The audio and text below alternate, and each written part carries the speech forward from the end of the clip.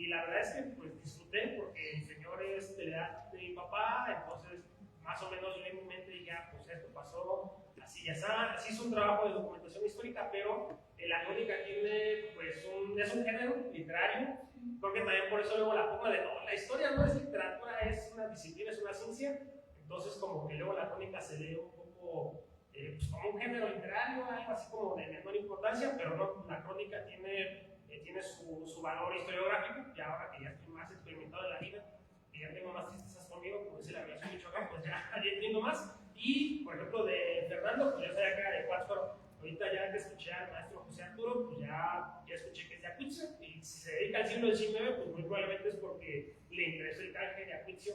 Y para allá voy con mi siguiente pregunta, la crónica desde el terruño. En la facultad de historia, desde la historia profesional, nos enseñan que hay que ver los macroprocesos. Entonces, la crónica, creo que a menos de aquí opinen diferente los dos juristas, pues la crónica se empieza desde el terruño. Aquí tenemos a Fernando de Pátzcuaro, a José Arturo de Yacuitzio, ¿cómo escribir la crónica? ¿Qué significa escribir la crónica desde el terruño? Porque yo he visto que muchos de los cronistas no son de grandes ciudades, son gente de una comunidad pequeña, donde el estilo de vida es diferente. ¿Por qué escribir desde el terruño crónica? Gracias. Ricardo, me vas a regresar a la primaria. Estaba en el colegio, la primaria, y me disfrazaban con unos zapatitos nuevos, unas calcetas blancas hasta la rodilla, un pantalón aguadísimo, azul con vivos amarillos, y una chaqueta roja con vivos amarillos, y un cono rojo también, negro, con una mota, y me llevaban a los desfiles como 4 o 5 chavos heridos, con una arma en la mano. Y bueno, me vine a Morelia a estudiar la secundaria, luego regresé a Cuicha el 3er año. Y siempre me ha gustado la literatura, la música, la poesía, la oratoria, el teatro, la declamación, la lectura. Y la pregunta, siempre yo he sido muy rebelde y interrogando todo, desde la filosofía, a la iglesia, al clero, a los rituales, a lo que es y a lo que se hace. Y bueno, entre la preparatoria, la universidad y la facultad de historia, empiezas a ver. Vi un libro en 1990, publicado en 1990, que sacó un personaje, única tesis de licenciatura de historia reprobada, se llamaba Acuitzio, y al leerlo, pues vi que qué bueno que lo reprobaron, porque había cortado el pegado a Eduardo Ruiz, había cortado el pegado a los náhuatl que se pasaron, que el águila estaba muy grandota de color, definitivo para varias veces más, y dije, creo que debo buscar más, y en la facultad de historia, como dice el compañero Ricardo, empiezan las metodologías, empiezas historiografía, filosofía de la historia de la filosofía, materialismo dialéctico y más cosas que llevas, literatura, por ejemplo, o comunicación. Cabe señalar entre paréntesis que no puedes ser historiador desde mi muy particular punto de vista si no sabes pensar, y pensar significa escribir, y escribir significa leer, y leer significa reflexionar y saber escribir. Quien no sabe escribir no puede ser historiador, yo lo afirmo. Vas a confundir, vas a enredar, te vas a enredar tú mismo. No sabes hacer alteros de fichas, no sabes meterte a la computadora para clasificar, no sabes separar, y lo más importante, no sabes analizar, razonar, pensar, conectar, escribir, opinar, defender con la razón. Son herramientas e instrumentos que llevas en la facultad. Ya en el segundo semestre me tomaron como ayudante de investigador en el Instituto de Investigación Histórica del Dr. Cecilia Figueroa. A partir de ahí archivo, y me meto a estudiar historia de la educación, Valladolid, Morelia del siglo XIX, y te maravillas de conocer lo que era una ciudad desde los archivos y documentos, periódicos, pleitos, tantas cosas que llegas a la escuela, ya casi sin leer las notas que te dieron, sin platicar, ¿no? Y aprendes a escribir y a pensar, y en el instituto son muy rigurosos. Cuando alguien va a pasar a exponer un avance de tesis, los 30 que están aquí destrozan lo que es que te lo critican terriblemente. Entonces, imagínense con toda esa carga que he llevado ahí viendo la tesis de la licenciatura de Acuincio reprobada, se me ocurrió siempre pensar en Acuincio, las fiestas, el San Nicolás de Tolentino, las procesiones, la comida, la gastronomía, la música, los paisajes, la calle, cómo cambia el pueblo, los nombres, la toponimia de los lugares, por qué se llama Tamangio, Contaro, La Luzapa, Separapio, etc. Y empiezas a ver que no es casual. Pasa el tiempo y bueno, estaba yo trabajando y dando clases, trabajando con Alep, trabajando en otras partes, y vas pensando en el terruño. Se muere mi madre, mis hermanos, empiezas tú a ver tu raíz, tu origen, el panteón, la calle, dónde estaba el pueblo, por qué está la plaza urbana así. Me metí a estudiar arquitectura después de titularme en la licenciatura. Hice la tesis sobre la formación de abogados, todo el siglo XIX. Conozco la formación de los abogados. Y sigo trabajando, estudiando, escribiendo, estudiando. Y bueno, me acerco al área de lo que son las humanidades, ahora desde la Casa de la Cultura Jurídica, lo que es patrimonio. Hice un diplomado aquí hace tiempo. Hice otro diplomado en Facultad de Filosofía sobre historia de la educación, otro sobre género. Y entonces dices que el mundo es tan amplio que no lo alcanzas a abarcar. Y bueno, me acerco nuevamente a Acuincio cada fin de semana. Mi esposa, mis hijos nacen aquí, pero siempre están en Acuincio. Entonces digo, bueno, creo que no puedo cortar el cordón umbilical de mi raíz por la misma formación. Más adelante escribo algún trabajo, otro, en un periódico, de revista. Hace un año sacamos un libro sobre los acuerdos coordinados por mí, el doctor Álvaro Ochoa, Manuel Martín, un doctor de lectura, un especialista en historia de la guerra de intervención, un especialista en revolución. Yo manejo 4 capítulos y bueno, te encuentras que le falta muchísimo, pero que ya es un avance muy cercano a lo que pudo ser la toponimia, los grupos nómadas. Conozco ruinas, centros ceremoniales, acerca como de puntos y linda, y empiezas a meterte a fondo, a ver qué hay, a no creerle un libro, a no creerle, eso no es cierto, a no creerle eso, y empiezas a construir un poco lo que es la realidad de un entorno, de un espacio, de un territorio. Lo amplías a Michoacán, y bueno, tengo la fortuna de haber recorrido casi todos los municipios desde la crónica. Tenemos 10 años recorriendo municipios, y créanme que somos parecidos con los diferentes particulares. La guerra de intervención fue un trabajo que hice, lo conozco un poco. Maximiliano lo conozco desde hace 20 años. A Carlota, lo que pasó en la ciudad, las guerras, las calles, los pleitos, la comida, el canje. Y bueno, empiezas pues no a ser experto, quizás a conocer un poco y a entender más. Es apasionante para mí. No sé para ustedes. Para mí es una pasión impresionante y desborda. Y le dedicas tiempo y pagas por ir. Y lo haces y vas y vienes y escribes y ves un objeto y te preguntas y no encuentras respuestas adecuadas y sigues explorando. Y encuentras fotos y encuentras un documento escrito y encuentras a Benito Juárez mandando una carta de Palacio que siga la lucha y encuentras en el museo un objeto y vas encontrando, y bueno, una bala de cañón y alguien que presenció la revolución, alguien que presenció el canje de prisioneros, el abuelo de un señor que fue maestro, y empiezas a buscar y te apasionas. Y si son del pueblo, pues se apasionan completamente cuando yo estoy diciendo algo, ¿no?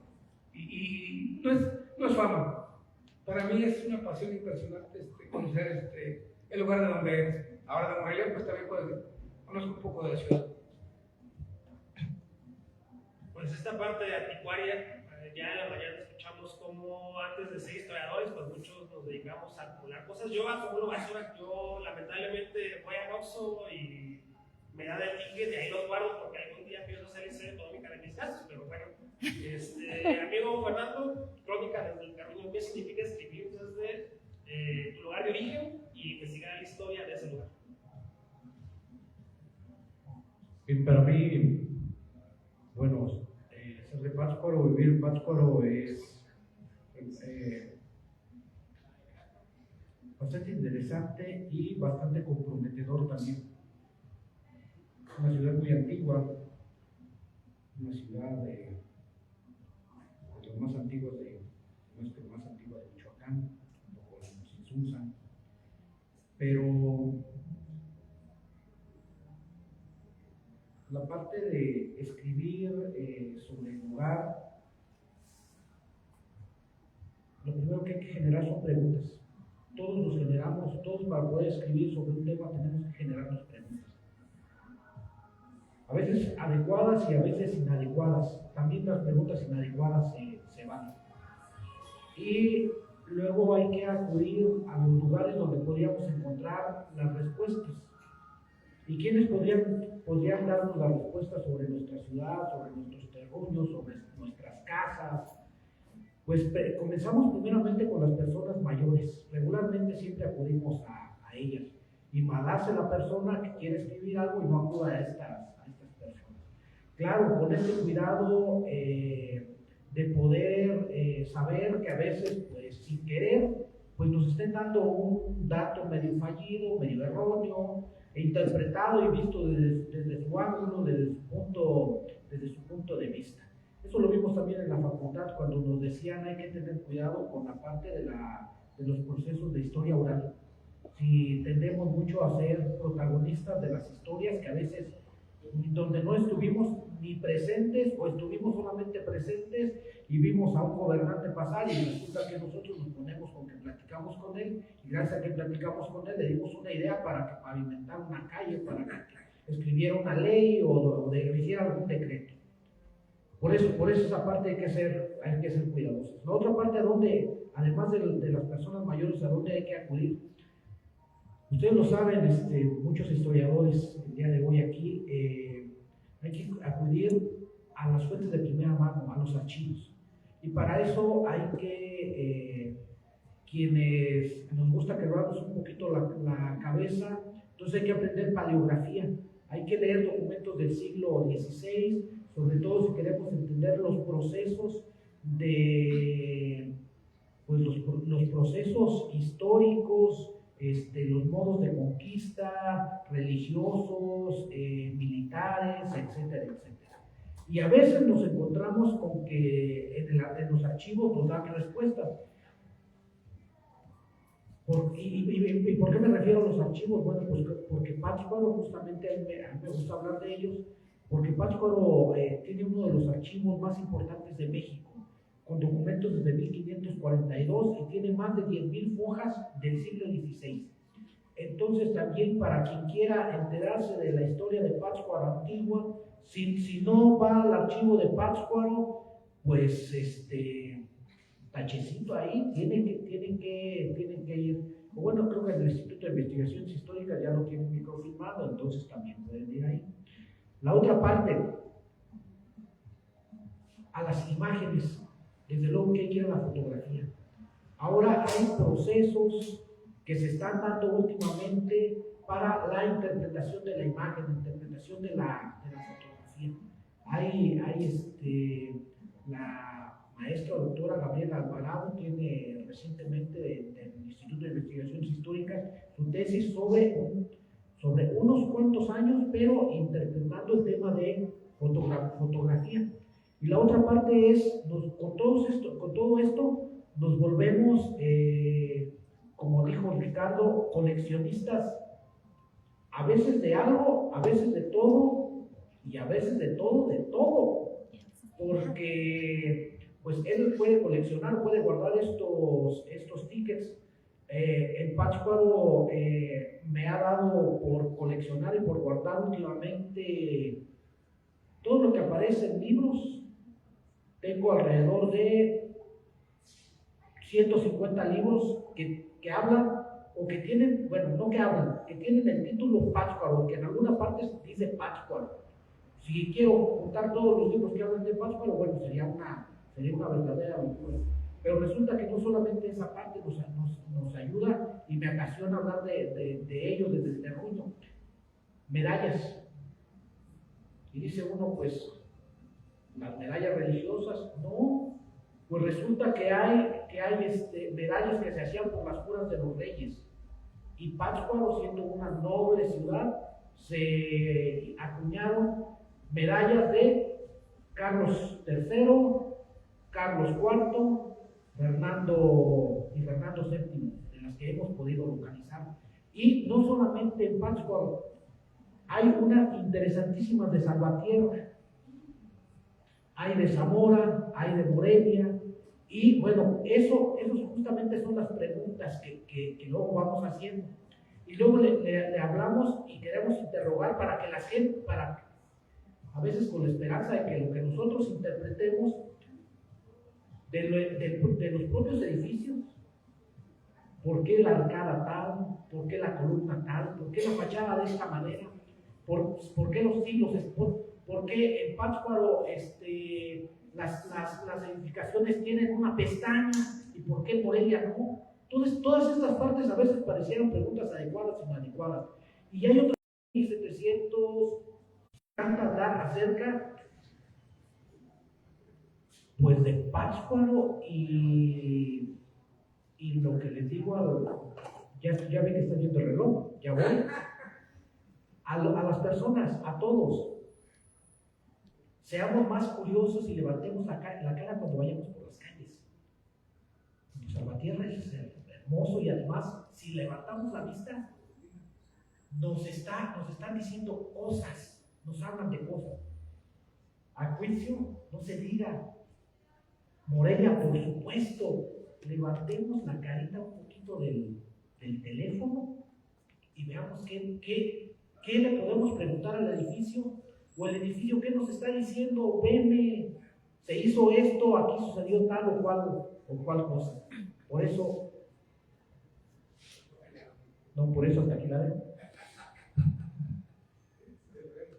No, ahorita que no es porque, bueno, sí un poquito el DIFO, porque hay que terminar temprano hoy, pero por ejemplo, yo ahorita que llegué, ya había venido ayer, ayer venimos aquí a esta sede, yo ya había venido antes a la Casa de la Cultura Jurídica, pero apenas ahorita que me salí a buscar a Hugo que estaba en el otro museo, me fijé que hay una placa aquí, de un poeta, y yo lo ubico porque últimamente me ha tocado investigar a un poeta michoacano que se llama Raúl Martínez Ocaranza, de Jiquilpan, y aquí vivió, y resulta que hay una anécdota muy famosa de él, de que una vez vino Pablo Neruda y que fueron a Pátzcuaro y que tomaron y rompieron unas lámparas, y entonces el amigo que invitó a investigar a Ocaranza me dice, oye, ¿cómo le hacemos para saber si eso pasó o no? Y yo dije, mira, pues si no hay registro histórico, es una anécdota así, pues de borrachera. Hace unos días entrevisté a la hija, a la señora Citlali, y estábamos haciendo preguntas, y entonces me dice, no, pero yo no quiero hablar de mi papá por anécdotas, porque cuentan mal la anécdota de que se fueron a ver las estrellas. No se fueron a ver las estrellas, se fueron a ver la luna. Pues cuando dijo eso, yo le dije a mi amigo carnal, la propia hija no negó la anécdota, sino que dijo, todos la cuentan mal. Pero quiere decir, sigo sin poder constatarlo documentalmente, porque no sé, Pablo Neruda, como era embajador chileno, pues no porque haya quedado registro, pero bueno, ya platicaremos un poquito más. Y aquí tenía dos preguntas, pero digo dos temas, pero porque se pueden resumir en uno solo, ya para ir cerrando. Yo espero que haya algunas preguntas de parte de nuestro público, pero la memoria rescatada por la crónica, a veces algo de lo que yo me percaté es que cuando uno es muy joven dices tengo tiempo y tengo el ánimo para ir a investigar la historia de todos los pueblos, pues resulta que la vida te da acusarte y luego ya no tienes tiempo para investigar mucho, y resulta que la gente que se dedica, que apasiona el pasado, pues es la que se pone a rescatar cosas en los terruños. Entonces, la memoria rescatada por la crónica, pero la crónica histórica es una necesidad social, porque es importante que no que sean historiadores profesionales, porque en los terruños debe haber personas que se dediquen al oficio de ser cronistas. Gracias, sí, es muy importante lo que comenta Ricardo. Paréntesis, Pablo Neruda estuvo en la Universidad de Primavera en 1940-1941, aquí en Morelia, un coloquio impresionante, y por ahí hay documentos de Pablo Neruda en la ciudad. Habrá que revisar el archivo histórico de la Universidad Michoacana, está mucha de la Universidad de Primavera, y bueno, es importante la crónica porque es la conciencia misma de la gente. Hoy estamos globalizados y no le saco a la globalización, le saco a que nos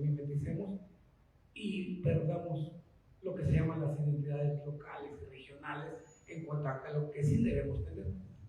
Yo puedo comer sushi, pizza, hamburguesa, pero jamás desdeñar el maíz, la tortilla, el frijol y el chile, que es parte de nuestra cultura básica y que tiene muchos mitos que los españoles trajeron y que luego los gringos han matizado y que muchos mexicanos por ignorancia hemos convertido en un dicho y el que come tortilla es un ignorante.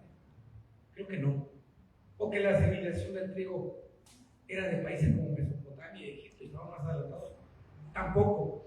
La cultura no tiene color, no es superior ni es inferior. La cultura es lo que cada ser humano construye y va dejando a través del tiempo. No confundir con la tecnología. No.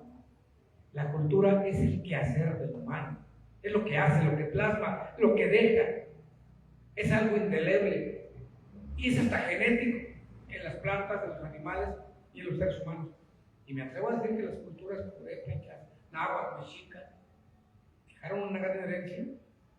Todos hemos comido tortillas hoy. Todos hemos probado una salsa. Todos hemos probado un derivado del maíz. ¿Por qué negar lo que tenemos que reconocer y valorar? O finalmente, ¿por qué negar esa mezcla de células y moléculas que tenemos en el ser humano? Invité al libro de Acucho a trabajar también a Gaby Alvarado, como dice Fernando, y al doctor Álvaro Ochoa Serrano, y él escribe desde el archivo de notarías de Acucho, y escribió los flujos migratorios a partir del periodo virreinal, siglo XIX y XX. Y en un ensayito de 15 hojas se encuentra que Acucho es indígena, es negro, un poco de árabe, un poco de moro, un poco de africano, un poco de francés, un poco de español. Es decir, a lo largo del tiempo hubo migraciones y gente que se va y gente que se queda. El paso de la arriería, los mesones, alguien se va, alguien se queda, alguien llega de Tamaulipas, alguien llega de España, alguien llega del Estado de México, alguien llegó de Tacámbaro y se casó y ahí vivió, alguien de Acucho se emigró. Es decir, ¿qué somos? El resultado de muchísimas mezclas, el resultado de una sociedad dinámica. ¿Qué nos queda? Una memoria histórica colectiva e individual. ¿Qué nos queda? Un orgullo de ser una persona que piensa, que siente y que el estudio, la educación, los valores cívicos y el acercamiento a la familia pueden hacerlo un ser social que beneficie a una comunidad. ¿Qué nos queda? Un espacio patrimonio. ¿Qué nos queda? Una comida, una música. Y que debemos recibir con gusto todo el interactuar con el mundo, pero no mimetizarlo. No somos anglosajones, y no somos japoneses, somos mexicanos, somos michoacanos, no somos náhuatl. Tengo una amiga que dice que el náhuatl por fuerza, y que el mexica es lo mejor, es lo más alto, lo más grande. Espérate, no. Hay purépechas, hay otomíes, hay tlaxcaltecas, ¿sí? Hay olmecas, hay teotihuacanos, hay mayas, hay mixtecos zapotecos, y hay seres humanos que nos hemos mezclado a través del tiempo. Sí debemos preservar, pero también debemos valorar y entender el mundo donde habitamos. Y para esto creo que la crónica es un instrumento muy importante. A donde nos paramos, no vamos desaviondos a decirles, aquí estamos, acabamos de ir al Aguacano el sábado pasado. Yo conocí el volcán del Curuy, el volcán donde el barón de Junco estuvo ahí en 1802. Conocí comida, regiones, la ceiba, la parota, el bosque, la montaña, la tierra, la región, la gente misma, la zona calentana, las voces, la comida. Y eso lo aprendes, lo recibes con respeto, lo asimilas y no pierdes el ser de Acucho. Para nada en absoluto. A donde vayan, somos michoacanos y hay particularidades, pero tenemos que respetar y entender lo que hay a tu alrededor, amar lo que tienes, entender a la gente. Y esto se logra pues, conociendo, estudiando, siendo humildes. Sí, el conocimiento no lo traemos ya impregnado y un título no te hace un gran ser. El doctorado no quita el doctorado, así de fácil. Hay que entender y hay que reflexionar siempre. Y por supuesto, la buena crónica te hace pensar, te hace entender, te hace escribir, te hace valorar, te una construcción, un edificio, un latinajo. No reniego de los jesuitas, ni de los carmelitas, ni de los agustinos, para nada. Ni de las posas, ni de las fiestas de mi pueblo, ni de las riquísimas comidas. Pero también acepto las otras partes con ese conocimiento de saber que soy un ser humano en un espacio y en un tiempo concreto. Y hay que dejar un poco de crónica. Ese sería mi comentario. Amigo Fernando, ¿por qué el porqué de la crónica histórica y por qué es una necesidad social?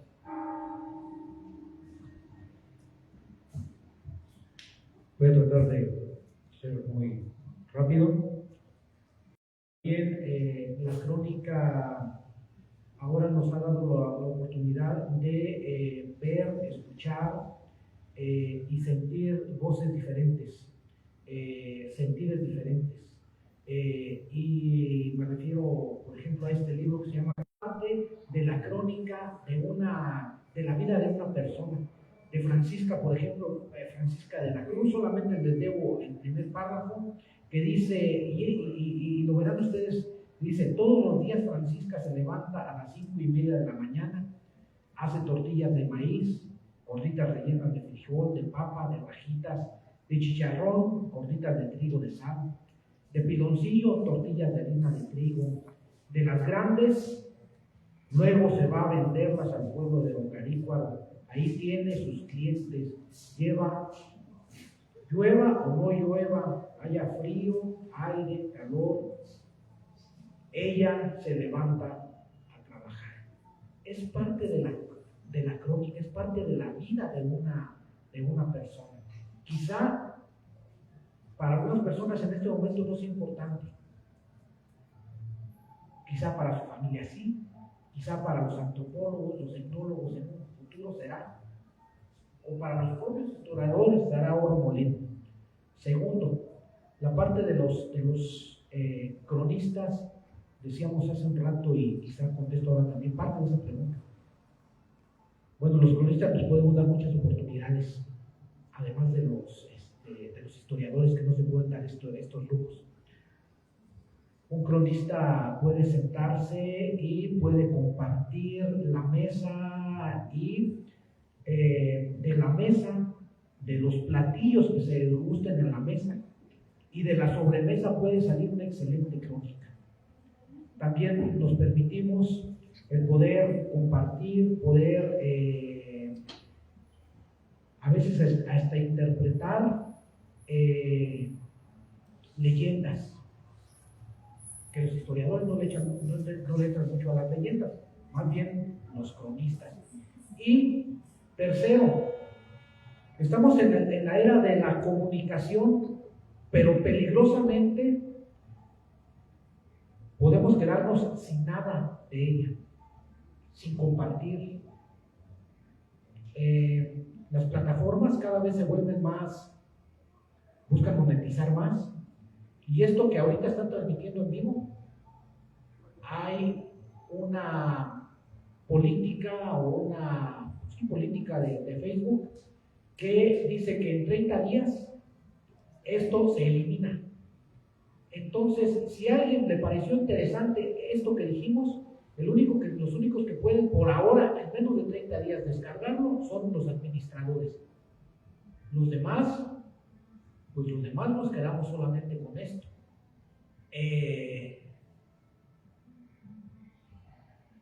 En las redes también, mucho en Facebook, y les digo por Pátzcuaro, hay quien dice dedicarse a hacer crónica de Pátzcuaro. Pues no hace más que agarrar textos de alguien más, se los fusila y los pone ahí como propios. Entonces también en estas partes no se vayan a enojar, es como una advertencia. Si algún día ustedes escriben algo y resulta que después lo ven aparecer con el nombre de alguien más, no se enojen, así va así va a pasar, desafortunadamente. Desafortunadamente así va a pasar y así pasa. Hay un librito que escribimos hace mucho tiempo con Eduardo Barriga que se llama Pátzcuaro en breve. Bueno, escribimos efemérides. Pues resulta que las efemérides que luego aparecen en esos plataformas que escribimos nosotros, pues ya aparecen como de ellos. Y quien tiene me gusta, me encanta, felicidades, etcétera, etcétera, son esas personas. Bueno, más tontos nosotros por no compartirlas, ¿no? Pero bueno, ese es otro boleto. Sí, pues si no denuncien, pero sí hagan una funda, porque pues es las herramientas de nuestra generación. Y estamos con unos minutitos, 5 minutitos para preguntas o comentarios. Creo que han sido participaciones muy buenas. Ya estoy viendo ahí las primeras manos levantadas. Así, aparte de ti, ¿hay alguien más que quiera levantar? Si pueden levantar, ya tenemos dos. ¿Quién se avienta la tercera participación? Entonces empezamos allá, por favor, compañero.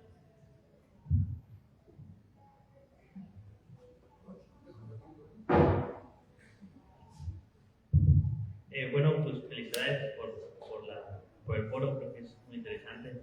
Mi pregunta es para el maestro Fernando sobre, cuando habló de las placas que hay en Pátzcuaro. Yo soy de Mérida.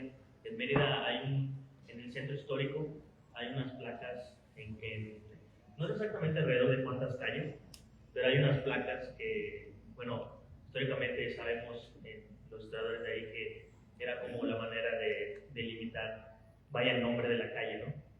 Y esas placas, pues, ahorita ya no se usan mucho, ¿no? Pero las personas más grandes suelen como decirte, no, te veo en la calle del Tigre, ¿no? Porque hay una placa que dice el Tigre y tiene un dibujo de un tigre, ¿no? Es algo novohispano. Lo estoy resumiendo mucho, ¿no? Pero mi pregunta es más con respecto a si ha encontrado algún indicio de que las placas sean de un uso similar. Y la otra pregunta que se deriva de eso es si ha visto si la población ha creado ese apego a ese uso de la placa, ¿no? Porque, como menciono, en el caso de Mérida, pues sí todavía hay gente que creció ahí, que usa esas ubicaciones, ¿no? O sea, como que no dicen, te veo en la calle 60, sino te veo en la calle del Tigre con la de la bicicleta, ¿no? Cosas así. Y la última pregunta, pues, era sobre hablando de las redes sociales, ¿usted cuál cree que son los mejores retos de la divulgación de estos avances como crónica, ¿no?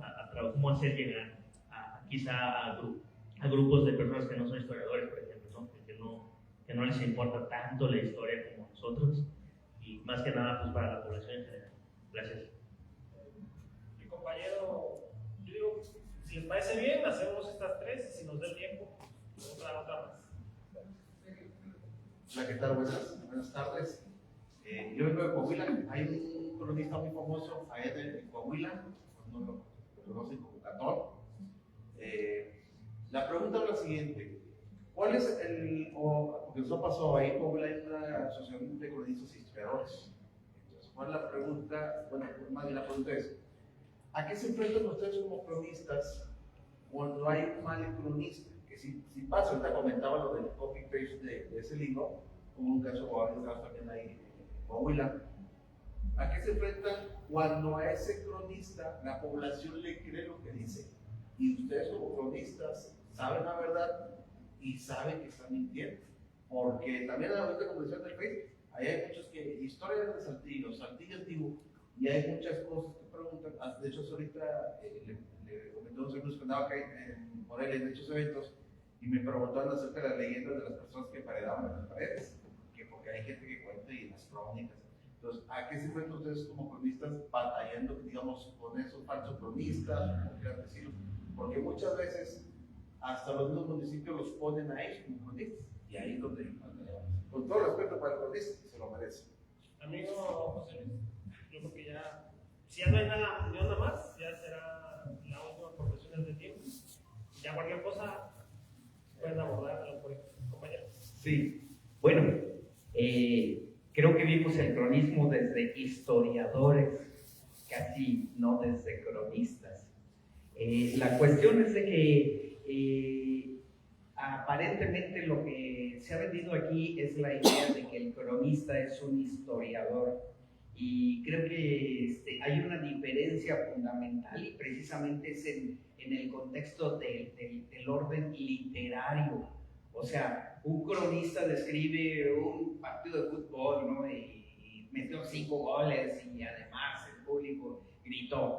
Pero el cronista hace una referencia, vamos, grandilocuente de ese suceso.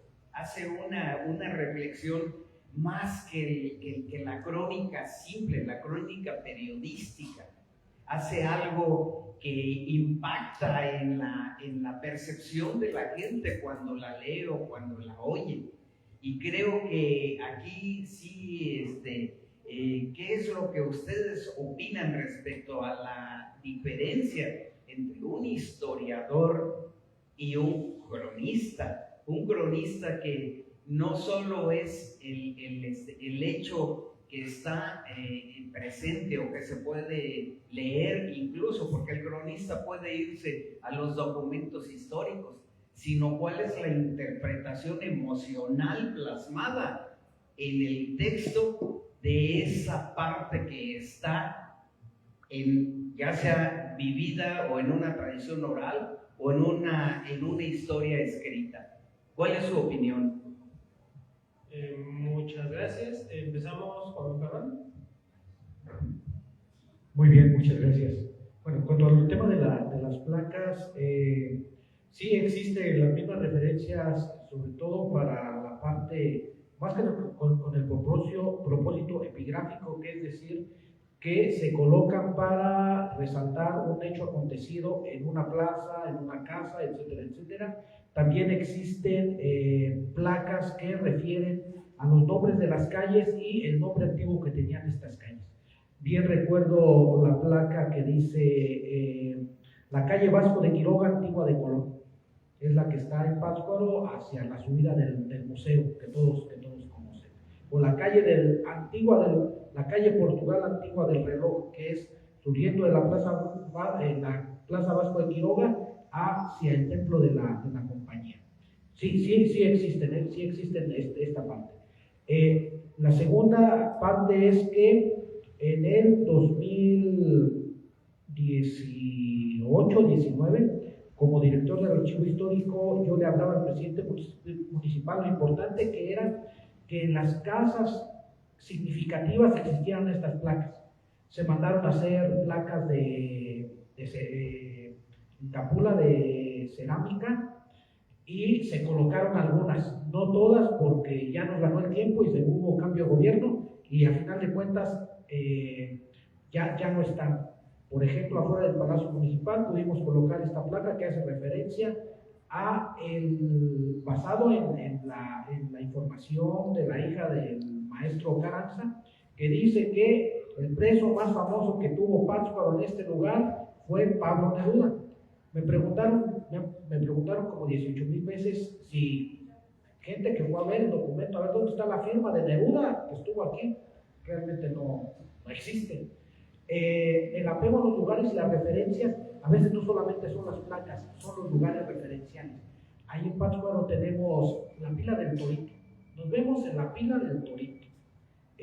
Un obelisco que fue construido cerca de la Plaza Gertrudis Bocanegra y que la gente lo tiene como referencia y no se atrevan a tocarlo, aunque ese lugar, si lo tocaron, fue por una cuestión de un accidente y una leyenda que sería largo contarles. Y tema de redes sociales. El tema de las redes sociales es bien complejo, porque comunica cosas como el ejercicio que iniciaste hace cuánto, Rosario. Menos de un mes, sacando videos y cápsulas, pero eso sí, más que crónica, es parte histórica, esto es histórico. Entonces, yo creo que esa es la parte que a nosotros como historiadores nos ayuda. Y para acercarnos a la gente, yo en Pátzcuaro tengo un ejercicio en el Centro Cultural de un colegio jesuita que se llama Pátzcuaro a través de los siglos, los cuales he tenido la oportunidad de que estén tanto el maestro Arturo como el maestro Ricardo. Y me parece que para acercarse a la gente son esos ejercicios. hay que a veces hasta forzarlos un poquito, y hablar del lugar. Si yo soy de Pátzcuaro, no necesariamente tengo por qué hablar de Morelia, aunque pueda ser interesante, salvo si tiene alguna concatenación con el lugar. Si no, dediquemos esas partecitas dediquémoslos a la parte de la ciudad y de los lugares. Le voy a pasar el micrófono a mi amigo Arturo, bueno, pues para que hable justamente de estos falsos cronistas y la diferencia entre los historiadores y los cronistas, que bueno, pues ya estamos forzados. Gracias. Primero comento en la pregunta que me hizo sobre el cronista mentiroso. Y bueno, me parece que yo he encontrado muchísimos a lo largo del camino. Muchos cuenteros, mentirosos, chismosos, habladores y otros fantasiosos. Pongo el ejemplo de Acucho. Yo no hice nada en contra de esta tesis reprobada, nada. Me dediqué a investigar, a escribir, a las charlas primarias, secundarias, en la calle, en la cantina, en la esquina, en el barrio, en el billar, en donde me encuentro la gente, hablar. ¿Sabes qué? Está documentado, está soportado, estas son las fuentes, estas son las muestras, esta es la prueba. Aquí nos hizo el canje, aquí donde dicen no, otras veces no se hizo nada, no, espérate, no, en conferencias como esta, en debates, con nivel, con altura, sin ofender, sin meterte a pleito con nadie. Si tú sigues creyendo eso, está bien, no voy a cambiar esa mentalidad, ni me interesa cambiar a alguien que quiere cambiar, pero quien quiere dialogar, quiere acercarse a las fuentes, quien quiere platicar, por supuesto, la difusión en estos espacios. Yo hago los viernes algo de radio, a veces tengo hecho con la televisión, algo de televisión, algo de radio, donde me invitan voy, intento entablar diálogo con metodología y acercamientos académicos. No hay pleito, pero sí se sienten mal cuando le dices al padre Pistola, le dices: por aquí no pasó Hidalgo, no pasó por su caldo y se comió 3 chilipenas y sopeó el café y tomó 3 vasos de leche y le agarró las piernas a una muchacha. No pasó Hidalgo. Usted dice que pasó el 9, 10 y 11 de noviembre de 1810 por Chucándiro, y el documento del archivo de la catedral, informe Pelícano, dice que Hidalgo estuvo celebrando una misa en lo que era el convento del Carmen, oficial y firmado, y el ayuntamiento, lo que quedaba del ayuntamiento de la ciudad de Valladolid, dice que Hidalgo entró y hizo tal y tal cosa, y la señora descendiente de un apellido romano dice que se hospedó en su casa, y hay 4 o 5 pruebas fehacientes de la ruta de Hidalgo, desde la batalla de la Mota de las Cruces y el camino que regresó, y cuando llega, no es posible que Hidalgo esté en 2 lugares al mismo tiempo. Pero si usted sigue reproduciéndola, meta a la radio, meta 5 o 10 mil seguidores, no pasa nada, es un cuento, no voy a pelearme, no tiene sentido, no voy a decirles que yo traigo la neta del planeta, hay documentos, y que la gente juzgue si quiere juzgar, y que la gente vive en el mito si así quiere vivir. Yo no peleo. Esa es la primera. En la otra que dice nuestro compañero cronista José Luis, también es muy sencillo. Si el cronista narra lo actual, lo de hoy, disculpa ser historiador. Quizás el historiador puede ser cronista e historiador desde su visión, pero el cronista no necesariamente tiene que ser historiador si narra un hecho con su verdad, desde su óptica, desde lo que él vio, desde lo que él sintió, desde lo que él percibió. Es el primer ejercicio que nos enseña Juan Maldonado en la Facultad de Historia. Alguien fue atropellado en tal parte, pero lo estamos viendo desde 1000 ópticas. Cada quien narra su verdad. Juntemos esas verdades e intentemos reflexionar hacia lo que pudo ser una operación o lo que sea. Ese es el cronista actual. Lo que vio, lo que escuchó, lo que le narró a alguien. Ese es el cronista actual. Y si dice tonterías, es su responsabilidad. Si Ángel Fernández gritaba, o si el perro Bermúdez dice tonterías, o si Martinol y Faitelson dicen babosadas, esos son cronistas de su época y lo que quieran decir. Allá habrá quien le crea y quien no le crea. Igual los cronistas de noticias sesgadas, llenas de mitos, llenas de semiótica y de semifilias y fobias. Si yo le voy al partido de Morena y creo en Sheinbaum y en Andrés Manuel y estoy apasionado diciendo que él es el perfecto que sea para ti, para un priista no lo es, para un panista no lo es, para un periodista no lo es. Pero atención, ¿qué grado de verdad hay en lo que me está diciendo? ¿Qué grado de mentira hay? Este es un análisis que sale del cronista y que no le toca a él. El cronista sí tiene responsabilidades. Ahora bien, el historiador sí puede ser cronista también y decir su verdad desde el nivel de conocimientos que tenga y desde los intereses que le muevan. A mí más de un presidente municipal me ha querido pagar porque habla maravillas de su administración. Está bien tonto que lo haga otro cronista. Yo no lo voy a hacer. Ya es cuestión personal. Y aguas con lo que leemos. Porque no todo lo que leemos lleva una información que quiere hacer crítica y reflexión, sino va sesgada. Por ejemplo, final, durante la guerra de intervención francesa, había periódicos liberales y conservadores y ambos se decían tener la verdad. Y ambos se tiraban con todo aquí en el centro de la ciudad. Y ambos decían que ellos tenían el poder.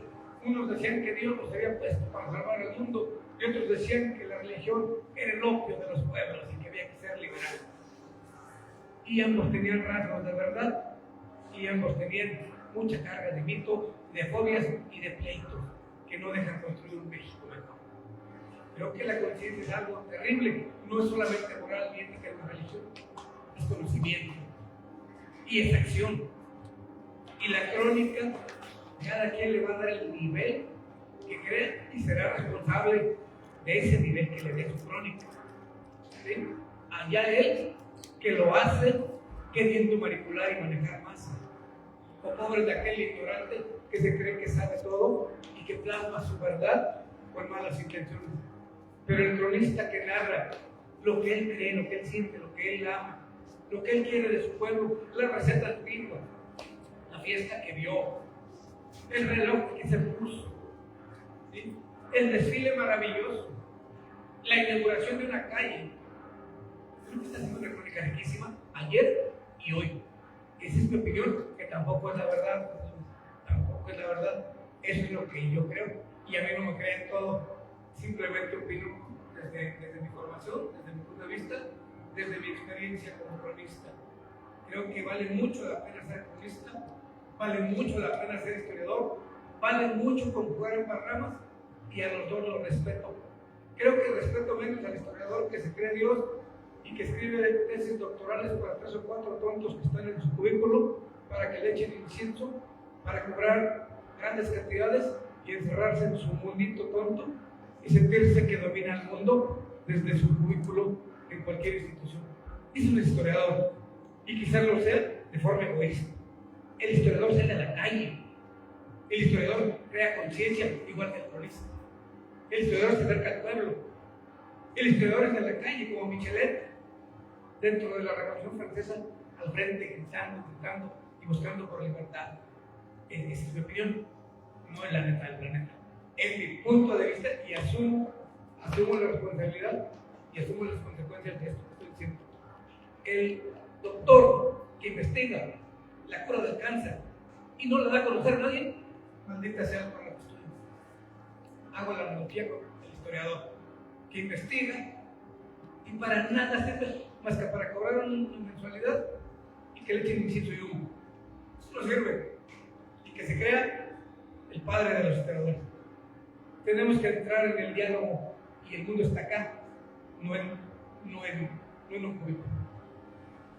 Pues muchísimas gracias a nuestro amigo Fernando y a José Arturo Villaseñor. Les damos un aplauso, por favor.